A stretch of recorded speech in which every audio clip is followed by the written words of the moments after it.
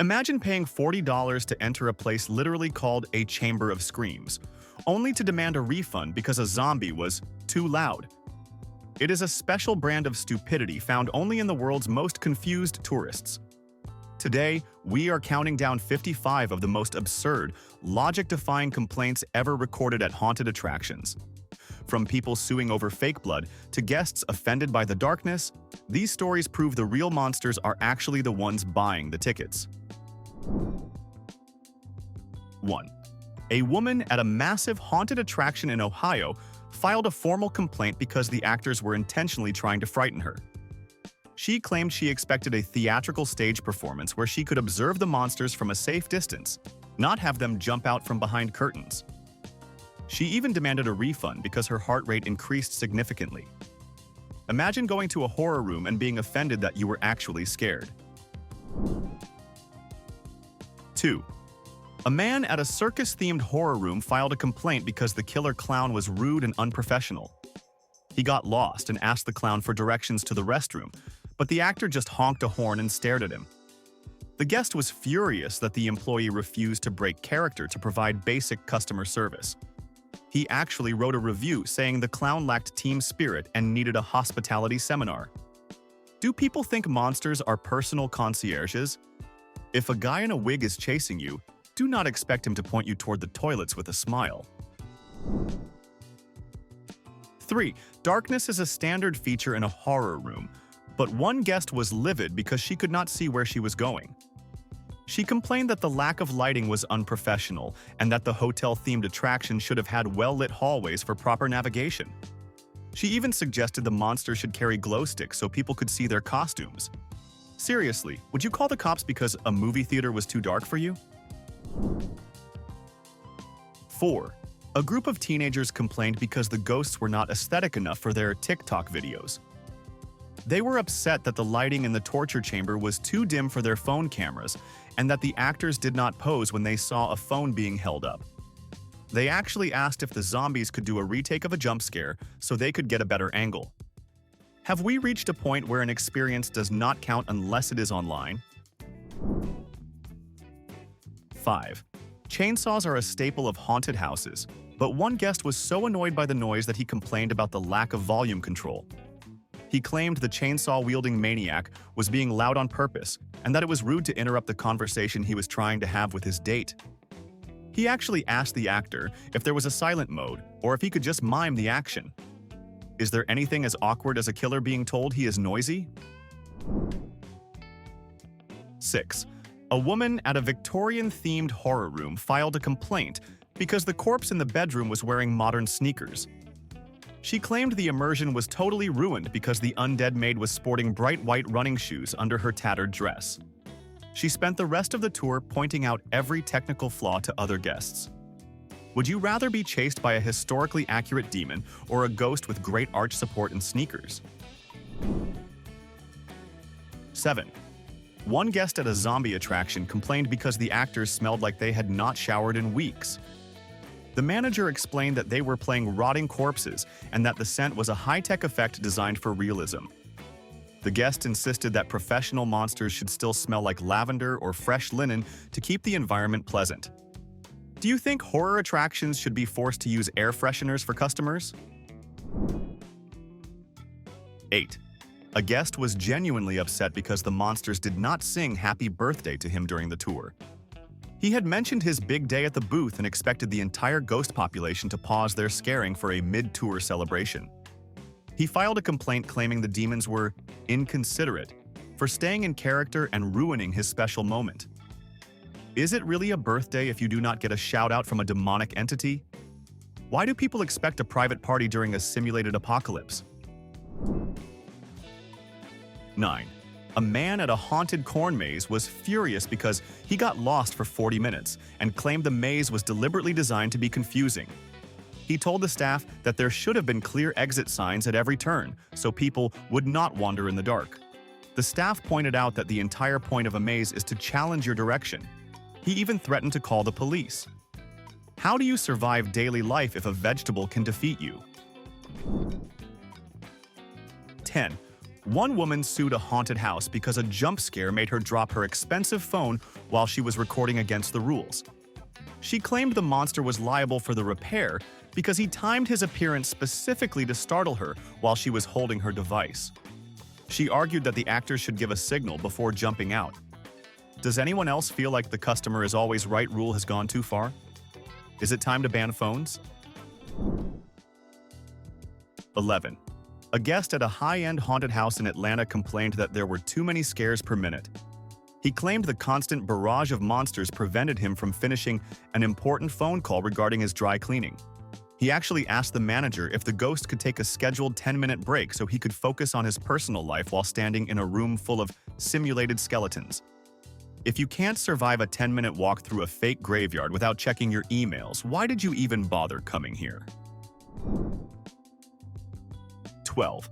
One group in an asylum-themed escape room called the police because they felt they were being legally kidnapped when they could not solve the first puzzle.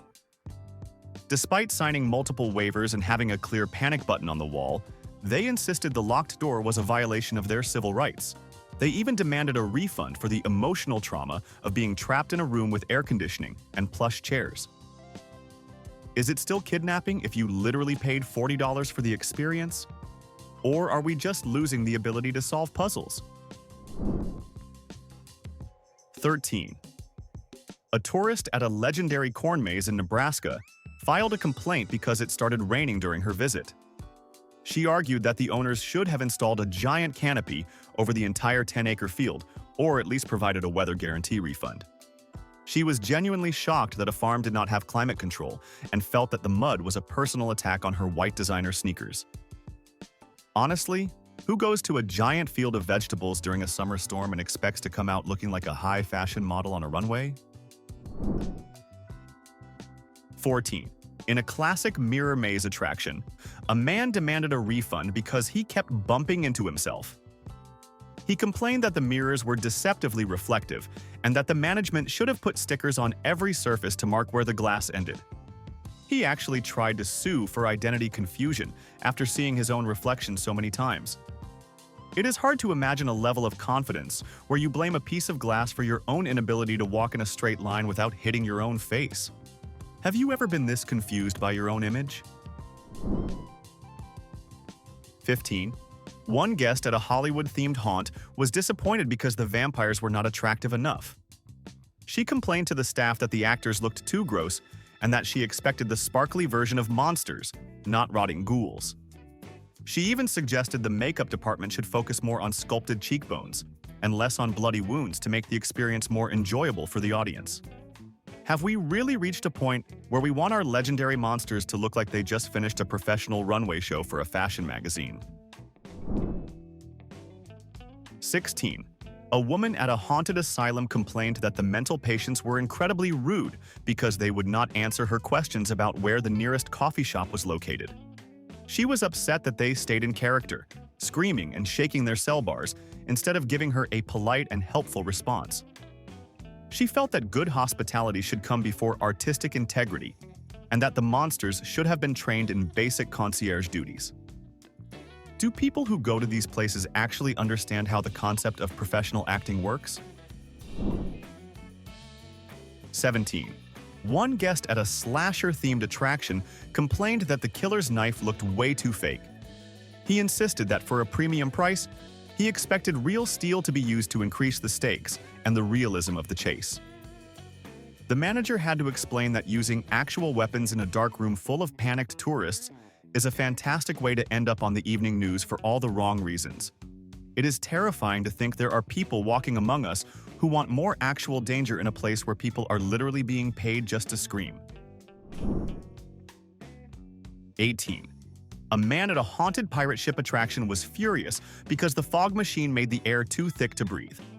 He claimed the theatrical smoke was a chemical weapon and that it obstructed his view of the exits, which he felt was a massive fire hazard. He actually spent his entire tour waving a newspaper around to clear the air instead of looking at the animatronics. If you are that terrified of a little glycerin-based smoke, maybe you should stick to watching horror movies on your tablet in a well-ventilated living room at home. 19. One guest complained because the werewolf in the final room was too short to be intimidating. He felt that a legendary beast should be at least 6'5", and that the actor in the costume was a disappointment to the entire genre. He actually asked the performer to stand on a wooden box so he could properly feel the fear he paid for.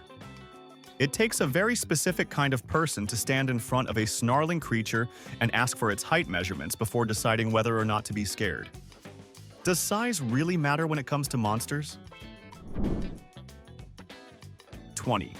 At a high-tech horror room in Vegas, a guest complained that the scary noises were too frightening for her children, even though the attraction was clearly labeled for adults only.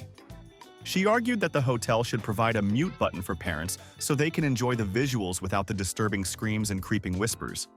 She actually suggested that the ghosts should play upbeat pop music instead of haunting ambient sounds.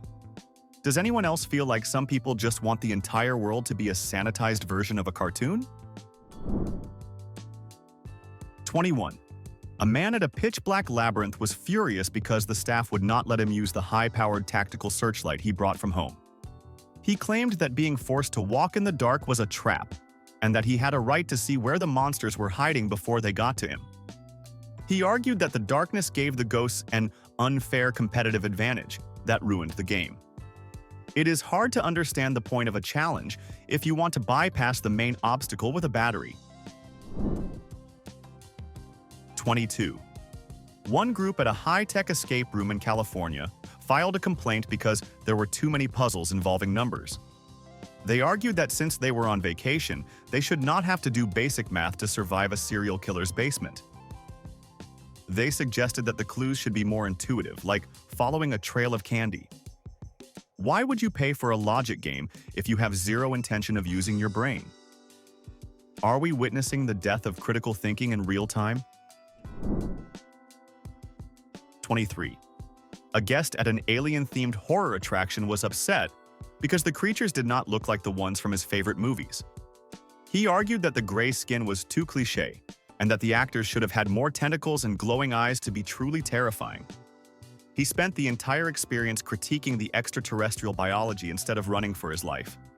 It takes a lot of nerve to tell a guy in a $5,000 prosthetic suit that his species is not accurate enough.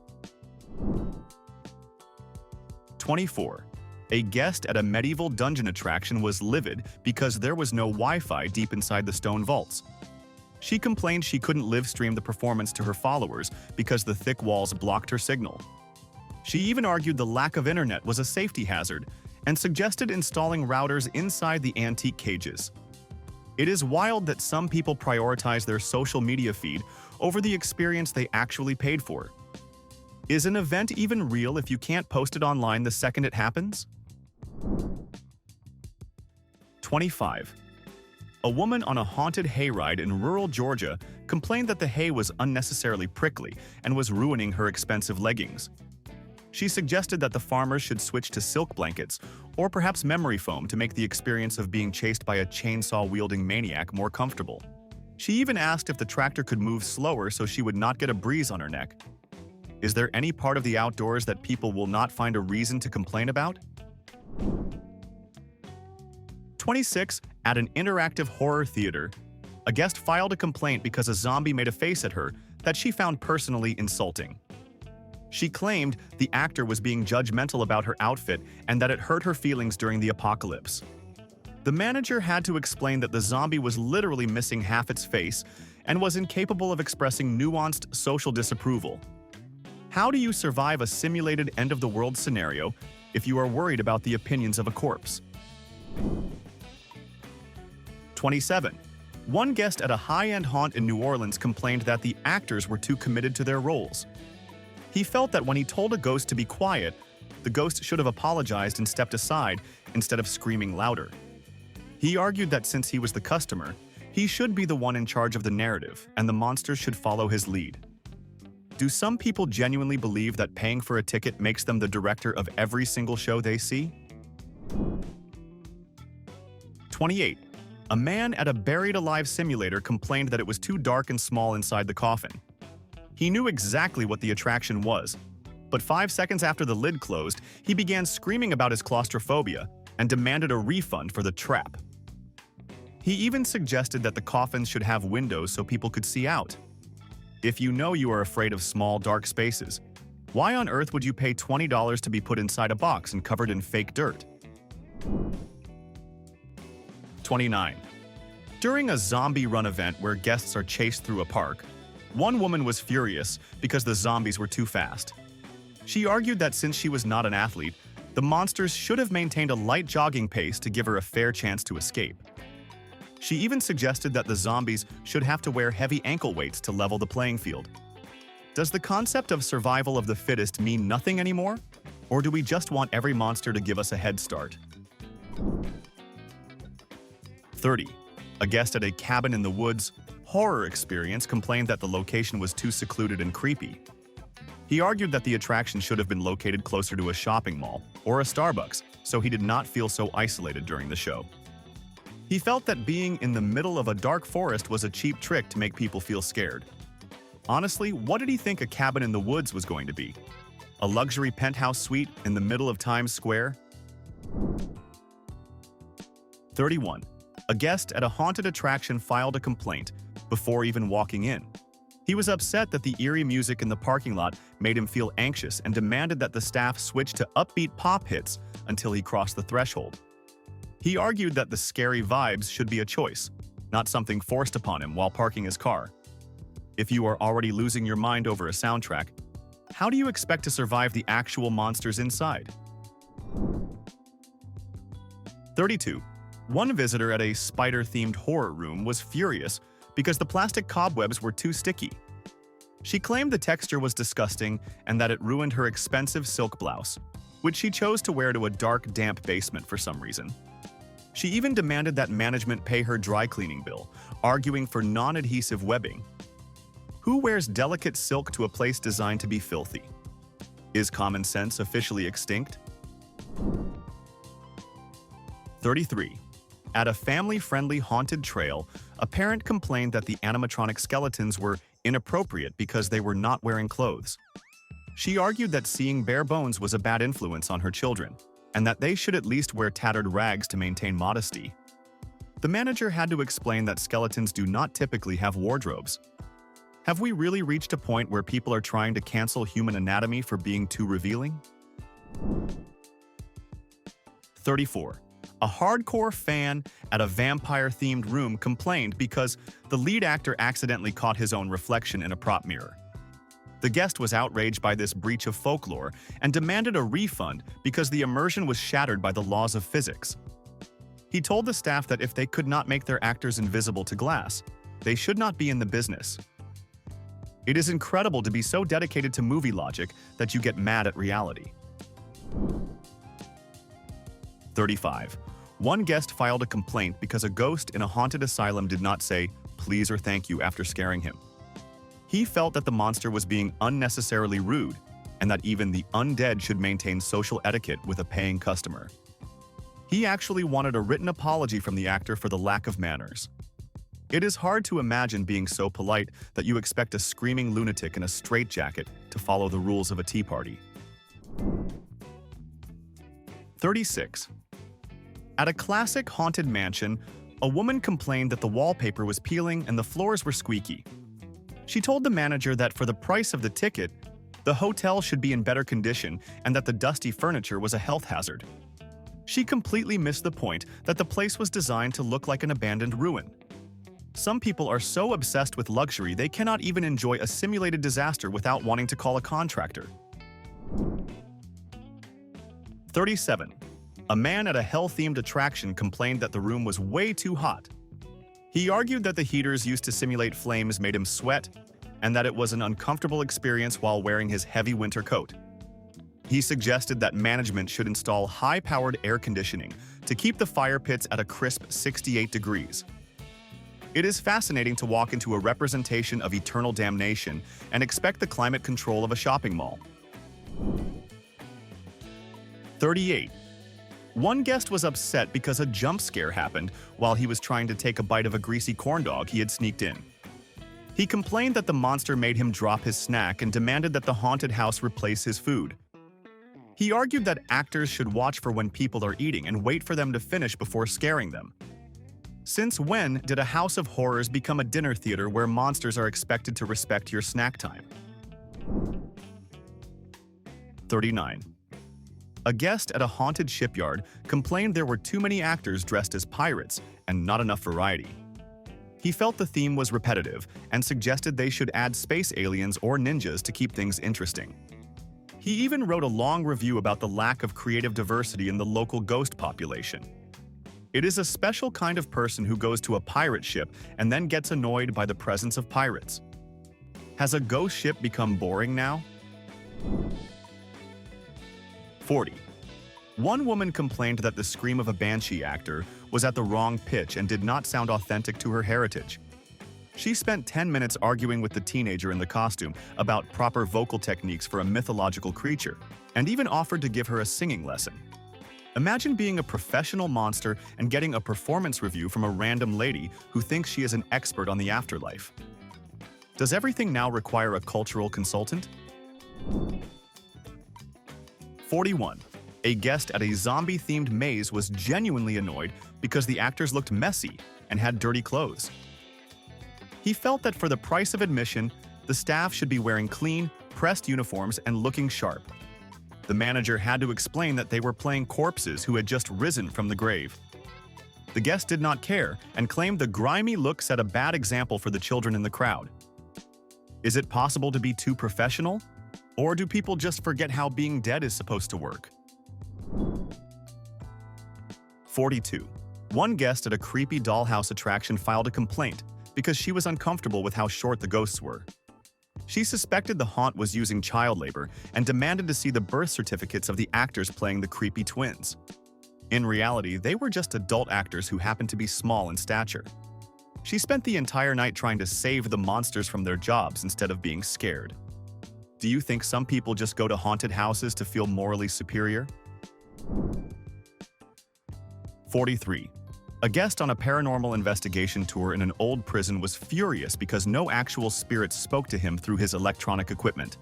He demanded a full refund, claiming the ghosts were lazy and that the tour company should have hired better spirits to haunt the premises. He even suggested that the staff should hide in the walls and whisper so people did not feel cheated. It is hilarious to think someone expects the afterlife to have a shift schedule and a customer service representative. 44.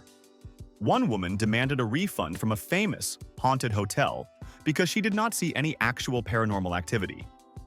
She was upset that all the scares were produced by actors and mechanical props rather than real restless spirits from the beyond. She even accused the owners of false advertising for calling it a haunted house, when it was clearly just a building full of people in makeup. How do you even begin to explain the difference between a tourist attraction and a literal portal to the afterlife? 45. A guest at a classic haunt was mad that there were too many jump scares and not enough psychological tension. He spent the whole tour lecturing the monsters about the nuances of horror pacing and atmospheric dread. He even suggested that the actors should hand out reading materials about the backstory of the house before trying to startle the guests. Imagine being a zombie and getting a lecture on film theory while you are just trying to do your job. Does everyone think they are a professional critic now? 46. One teenager at an extreme haunt tried to use the panic word, not because he was scared, but because he was bored and wanted a shortcut to the exit. When the staff realized he was not in any danger, they told him he had to finish the walk like everyone else. He filed a complaint claiming he was being held against his will in a room full of animatronic rats. Is it just me, or has the word emergency completely lost its meaning for some people who just do not want to wait in line? 47. A guest at a creepy cellar attraction filed a formal complaint because the basement was too dusty and triggered his seasonal allergies. He argued that even though it was an abandoned bunker, the staff should have vacuumed the cobwebs and used air purifiers for a pollen-free experience. He actually blamed a ghoul for aggravating his sinuses and demanded free antihistamines for his trouble. It takes a special kind of person to walk into a damp tomb and expect the air quality of a surgical suite. Do you think ghosts should have to clean their own graves just to accommodate your nose? 48. A man at a haunted hospital was upset because the doctors did not have real medical degrees. He actually asked one of the actors where he went to school and got angry when the performer stayed in character and tried to operate on him with a plastic saw. He complained that the lack of professional credentials made the scene unrealistic and insulting to the medical community. Does every actor now need a PhD just to jump out of a closet and scream at a tourist for $40? 49. One woman was furious because the monsters were not allowed to touch her. She claimed that she paid for a physical experience and that the actors staying 3 feet away was a ripoff.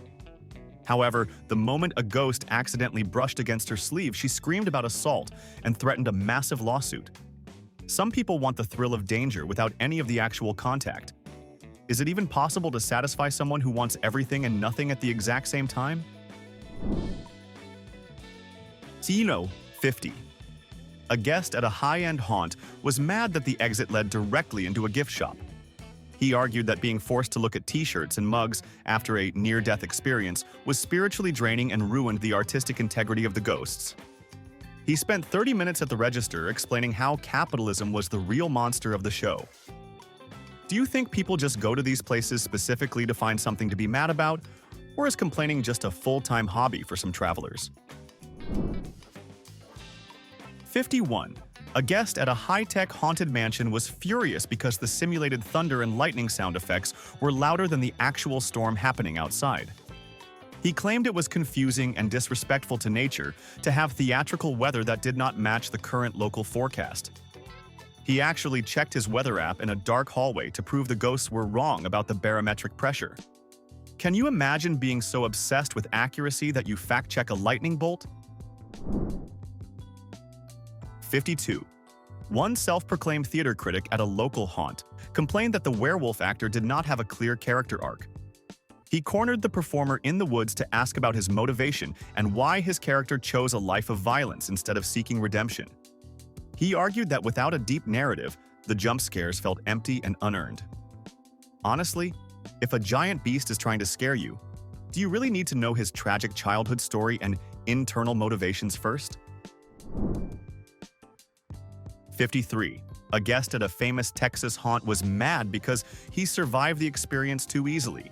He felt the monster should have tried harder to physically block his path and that he arrived at the exit 10 minutes ahead of his personal schedule. He demanded a partial refund for the time he did not spend being terrified and suggested the ghosts should be more athletic to catch faster guests. How do you even satisfy someone who is disappointed they did not get traumatized enough for their money? 54. At a satanic ritual attraction, a guest complained that the demons were unnecessarily disrespectful. He was upset that a demon whispered something mean to him and felt the place needed a code of conduct for how monsters speak to paying customers. He claimed that being called a pathetic mortal soul was demeaning and made him feel less than. You have to wonder what people expect in a room designed to simulate hell. Are we getting too soft? 55. Finally, we have a man who complained that the glowing green emergency exit signs were ruining the spooky atmosphere. He acknowledged they were a legal safety requirement, but suggested the haunt should hide them or make them a darker color to stay on theme. He argued that true fans of horror would rather risk a safety hazard than have their immersion broken by a bright light. It is the ultimate irony. A man so committed to the horror that he complained about the thing designed to keep him alive. That wraps up our list of 55 people who voluntarily entered a house of horrors and then acted offended when they actually got scared. It is truly amazing how common sense can vanish the second someone sees a fake cobweb or a guy in a rubber mask. Now, looking back at all these stories, which of these complaints deserves the award for being the absolute dumbest of them all?